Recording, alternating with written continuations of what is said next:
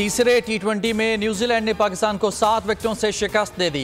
Kiwi बल्लेबाजों ने 179 run का हदफ बगैर किसी मुश्किल के हासिल कर लिया।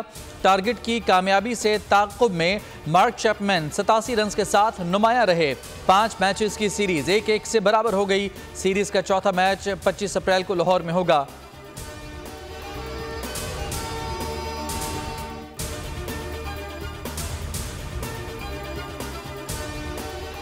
और कौमी असम्बली के 5 और सूबाई असम्बली के 16 हल्कों पर ज़िमनी इंतखाब, वोटों की गिनती का अमल जारी। गैर सरकारी और गैर हतमी नताइज के मुताबिक पंजाब में मुस्लिम लीग नून का पलड़ा भारी। खैबर पख्तूनख्वा में सुन्नी इत्तेहाद कौंसिल के उम्मीदवारों को सबकत हासिल। बलूचिस्तान में नून लीग और पख्तूनख्वा मिली अवामी पार्टी की जीत का इम्कान। सबसे पहले नताइज के ऐलान की बोल की रवायत बरकरार।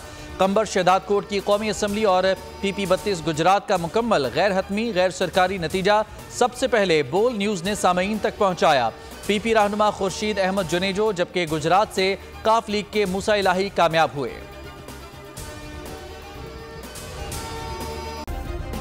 सब्सक्राइब करें और बेल दबाएं ताकि कोई खबर रह न जाए।